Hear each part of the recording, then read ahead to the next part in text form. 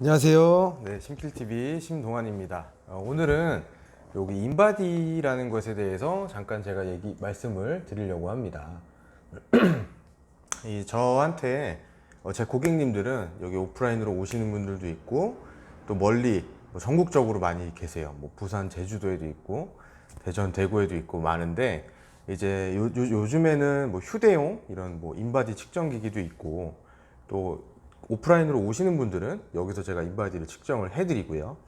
근데 이제 인바디 수치를 보면 우리가 많이 보는 것이 바로 체지방률과 근육량 이런 것들을 우리가 많이 보죠. 근데 여기서 좀 궁금해 하시는 게 있더라고요. 그래서 그거에 대해서 제가 말씀을 드릴 건데 근육량의 변화 그리고 체지방률의 변화 이런 것들에 대해서 말씀을 드릴 겁니다. 먼저 여기서 측정을 하고 할 때 이런 분들이 있어요. 사실 내가 평소에는 운동을 정말 1도 안 하고요. 운동 하나도 하지 않는데 인바디 측정을 하니까 근육량이 이만큼 나오는 거예요. 나는 진짜 걷기 운동도 안 하고 숨쉬기 운동밖에 안 하는 사람인데 인바디 측정을 하니까 근육량이 이렇게나 많이 나오는 경우가 있습니다. 그래서 그럴 때는 내가 나도 모르는 사이에 근육이 이렇게 많았나? 나의 어떤 이 유전자가 엄청난 유전자가 난 숨만 쉬어도 근육이 생기는 이런 말 있죠. 물만 마셔도 살이 빠진다처럼 나는 숨만 쉬어도 근육이 생기는 사람인가?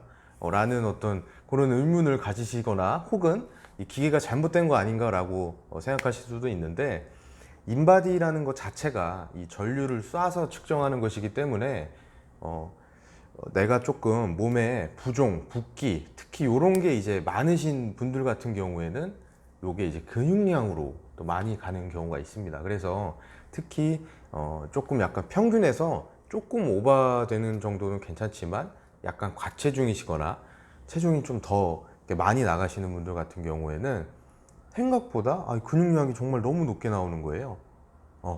그래서 그 측정하신 본인이 놀랄 수가 있다는 거죠. 그렇죠. 하지만 그 근육량은 우리가 또 눈바디라는 것도 그래서 중요한 거예요. 그래서 거기 나오는 근육량은 실질적으로 나의 어떤 진짜 근육이 아니라 좀 부종이라든지 붓기라든지 이런 것들이 이제 이 체수분을 꽉 잡고 있으면 얘네들을 근육량으로 체크한다는 거예요. 그래서 그런 분들 같은 경우엔 다이어트를 하실 때 우리가 보통 자주 인바디 측정하시는 분들도 있겠지만 저 같은 경우에 오프라인 오시는 회원님들 중에 2주에 한 번씩 보통 2주에 한 번 정도 인바디 체크를 하는데요.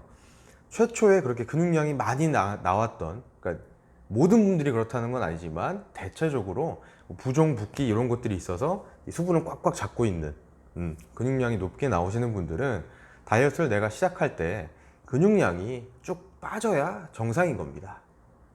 식단과 운동을 병행하면서 부종, 붓기 이런 것들이 어느 정도 해소가 되면서 지방도 빠지고 물론 또 지방이 빠질 때 근육도 같이 빠집니다. 온전하게 나의 모든 이 근육을 100% 유지하고 지방만 빼는 방법은 사실 어떤 화학적인 그런 약물 이런 걸로 빼고는 일반적인 방법으로는 쉽지 않으니까요. 그래서 특히 그렇게 이제 과다하게 내가 너무 많이 나왔다 하시는 분들은 인바디에 이 전류를 쏴서 측정하는 요 성질 그런 것들을 이해하시고 또 체수분량이 많고 부종붓기가 심한 분들 같은 경우에 더 근육량이 많이 나오기도 하거든요. 그래서 처음에 걱정하시지 않으셔도 될 게 이런 질문을 제가 받았기 때문에 사실 하는 거예요. 내가 한 달 열심히 다이어트를 했는데 코치님 근육량이 너무 줄었어요. 체지방량은 좀 늘거나 혹은 그대로인데 근육량이 너무 줄었어요. 저 어떡해요? 라고 하시는 분들이 계셔서 제가 이걸 찍고 있는 거예요.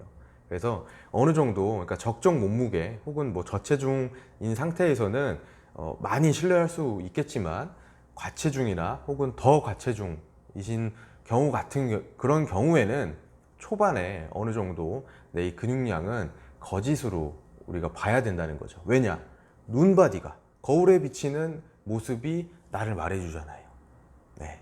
그렇기 때문에 그거를 좀 참고하셔서 그런 분들 같은 경우에 내가 비정상적으로 근육량이 높게 나온다. 그렇다면 내가 처음 다이어트를 시작했을 때 어느 정도는 근육량이 빠지는 게 맞다. 더 쉽게 예를 들어서 목표 감량 키로수가 20kg, 30kg, 40kg 이렇게 좀 많이 내가 뺄 게 있다라고 하시는 분들은 특히 이 부분을 조금 생각하셔서 근육량의 변화 많이 민감해하지 마세요.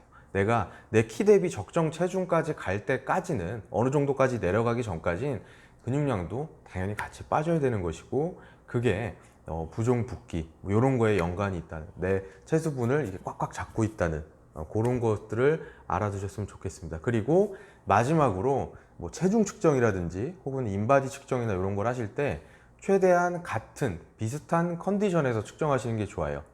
그러니까 예를 들어서 내가 아침에 일어나서 공복 상태에서 이 체중 측정 혹은 인바디 측정을 했다면 일주일 혹은 2주일, 한 달 뒤에 잴 때 최대한 비슷한 동일한 컨디션에서 하고 재는 게 가장 신뢰성이 있다는 거죠.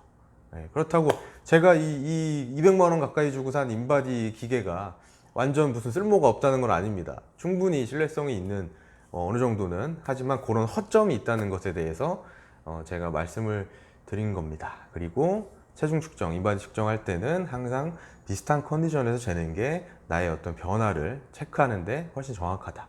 뭐 극단적인 예로 들어서 뭐 롱패딩을 입고 재고 다음번엔 벗고 재고, 이거 뭐 아무 의미가 없다는 거 여러분도 더 잘 아실 거예요. 네, 그래서 그런 말씀을 드리고 싶어서 요걸 찍었습니다. 인바디, 왜 나 운동, 숨쉬기 운동만 하는데 근육량 이렇게 많이 나와? 이제 왜 그런지 아셨겠죠?